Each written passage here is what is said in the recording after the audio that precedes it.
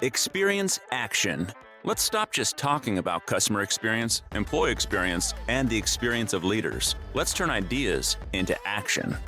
Your host, Jeannie Walters, is an award-winning customer experience expert, international keynote speaker, and founder of Experience Investigators, a strategic consulting firm helping companies increase sales and customer retention through elevated customer experiences.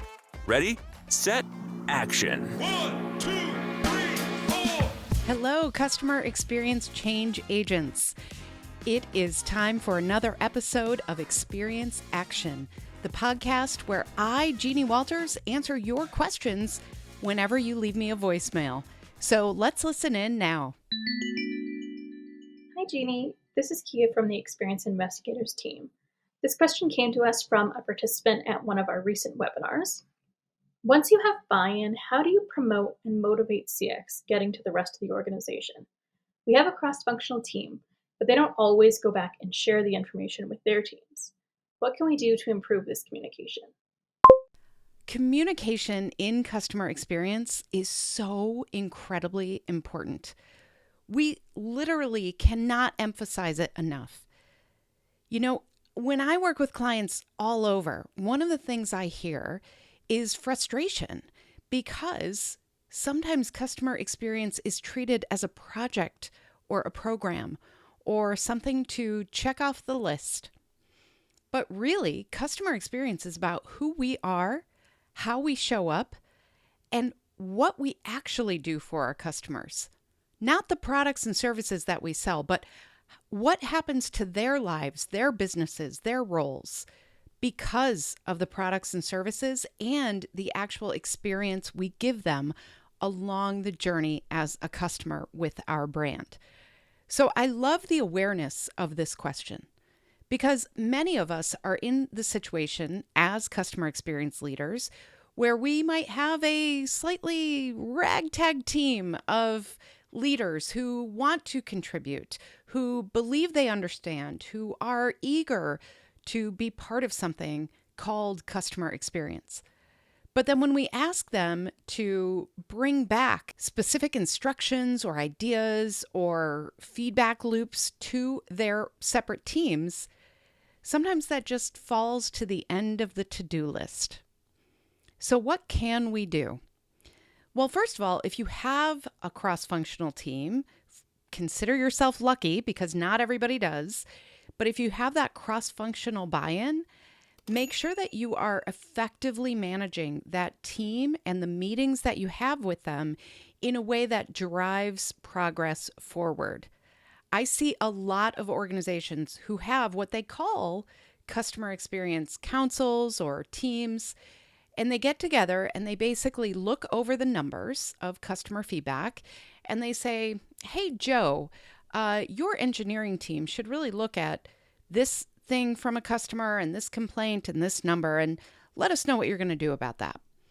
So Joe goes back to his team with very good intentions, by the way, and then Joe gets, distracted like we all do with the daily tasks at hand. And so maybe that customer experience discussion never really comes up. And the reason it never comes up is because Joe is not really held accountable. Joe doesn't have the right kind of authority maybe, or even influence to make the changes that are coming up in customer feedback. So as you develop these meetings and these teams, make sure you are structured in the right ways. We can't always have influence and authority over our colleagues. We don't have the right to say to the product team, change your whole roadmap, right? We need to figure this out for our customers. That's not what we're looking for. We need to collaborate and co-create and make sure there is so much engagement that the communication is happening because of that. So a few ideas for you if you are in this situation. One is make sure you have very clear goals around what this team is and what the expectations are. This is the very reason we developed our tool called a customer experience charter. Now, if you have a team of folks who are really trying to move forward with customer experience efforts, the last thing you want to do is have them attend a meeting that is unproductive. If you don't have focused goals, if you don't have specific ways that you're asking people to participate, then you're wasting everybody's time. I hate to say that, but it might be true. So if this is one of those hard truths in your organization, a couple tools that we have. One is the Customer Experience Charter document. This is where you outline what are our organizational goals, what are the efforts, who's involved, who's doing what when, what are we all committed to here? Because that way, when people attend your meetings, when they become part of that team, they know what the expectations are. There is no doubt about that. And you know what? People roll in and out of these teams. They don't necessarily stay there for the long haul. So having the charter document actually helps set expectations for anybody coming in at any point. The other thing for that meeting specifically is we have specific ways that we like to run those meetings. There are resources at Experience Investigators where you can find out, what's an agenda? How should we do this? How do we follow up and hold people accountable? What's the best way to set those expectations? So take a look at that, because setting expectations is all about connecting with the bigger picture. And again, this is where customer experience management within an organization can be so challenging, because everything feels like a priority and there are a lot of ad hoc things going on. Maybe you have customer journey mapping happening in one group and you are completely separate from the voice of the customer group or the customer insights group. We want to bring all of that together around your customer experience mission and defining what success looks like so you know exactly what to do. So anytime you are bringing this team together, you want to start with the mission and your overall goals. Remind everybody, this is why we're here. This is why we all win if we do this well. The last thing we want is for somebody to walk away from that meeting and think, yeah, it's nice. I mean, I would love to be nicer to customers, but we just don't have time for that. I'm sure you've heard this. So setting those expectations from the beginning, having clear goals, making sure that's documented and communicated with that core group. And then make sure you're actually asking for them to do something. Now, again, this might sound so basic, but think about how many meetings people have where we walk away and we say, yeah, that was a good meeting. We talked a lot about different ideas. I'm glad other people are going to take care of that. Because if we don't have a specific action that we are asking our team members to take, then how can we expect them to actually deliver on that? They will go back to their teams and get distracted. There will be short-term issues that feel very urgent that take priority over these customer experience efforts. So we want to get very clear on everybody's call to action. And you want to not just document that, but say that out loud. Confirm at the end of the meeting, this is all best practices, not just about customer experience, but about meetings in general. Then we want to follow up. We want to have proactive ways to check in and say, hey, Joe, how did that conversation go? Is there anything you need from me? Can I support you in this?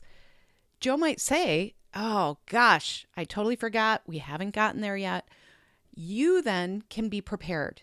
You can say, you know what? I found some quotes from our customers in recent customer feedback that I think might help you tell this story. Or, hey, Joe, could I come in and help you facilitate a journey mapping session just around this issue? Do we need to do some root cause analysis to figure out why this keeps happening? Be a resource, but be proactive here. Don't just wait for them to come back to that next meeting and shrug and say, oh yeah, we didn't get to that.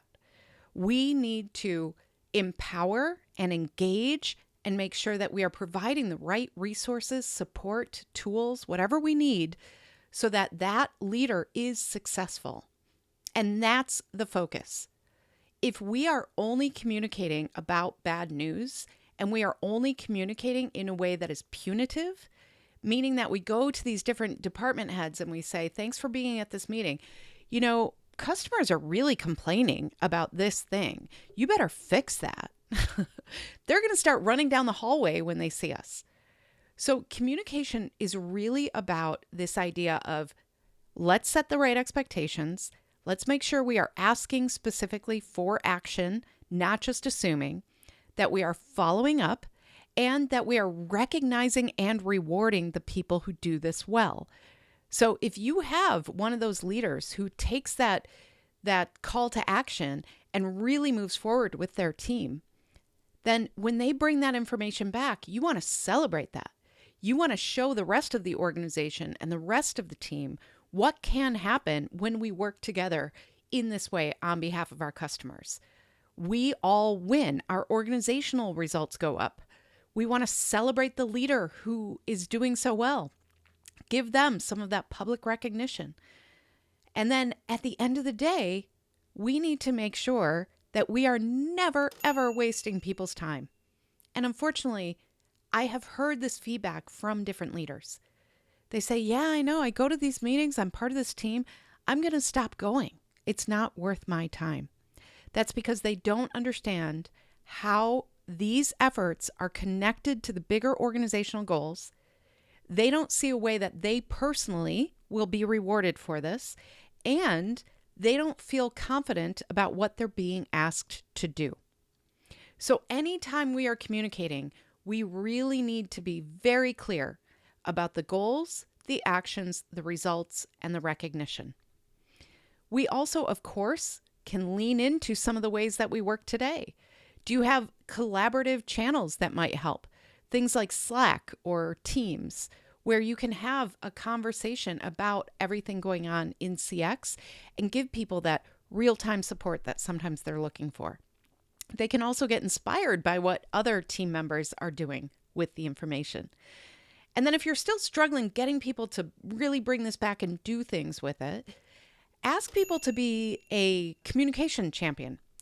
I have seen this work where sometimes organizations can work hand in hand with their internal communications group, or you can also just find maybe a more junior person on the team and invite them in and say, your job is to communicate this. Help us understand what's the best way to communicate to this team.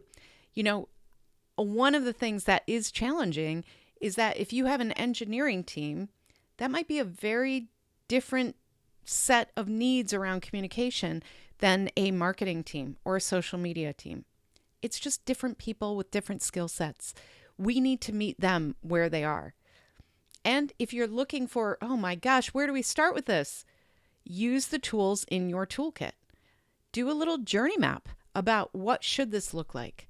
Figure out what are those processes, tools, technology, and people that we need in order to deliver that. So when you're thinking about communicating around customer experience, remember the job is never, ever done. We need to build momentum moment by moment with the right communication. Great question. I can feel you working hard. I know that all of you out there are really moving mountains every single day, because this is not magic wand stuff. This is real work. We need to get clear on what we're doing and why we're doing it. And every day, I know every single one of you is moving forward on behalf of your customers to make this a better world. And man, I can't think of many things that are a stronger mission for those of us who do this work. So thank you for all that you're doing. Thank you for the fabulous questions. Keep them coming. AskJeannie.vip is where you want to leave me a voicemail. And if you're a little shy and don't want to leave your voice, or you don't want to say your name, you are free not to say your name and leave me an anonymous question. We get those all the time. Or if you want to send it to us via email or through any of our social channels, you are welcome to do that as well. And we'll have a team member read it just like we did today. So thanks to everybody who is listening in, who's watching on YouTube. And don't forget that you can find a lot on our YouTube channel. So if you haven't checked that out yet, I encourage you to do that. And I hope to see you at an upcoming webinar or LinkedIn Live or just in the general interwebs. Say hi, let me know how you're doing, and let us know if we can ever support you and the incredible work that you do. Don't forget, my mission is to create fewer ruined days for customers, and you being here with me helps me live that mission.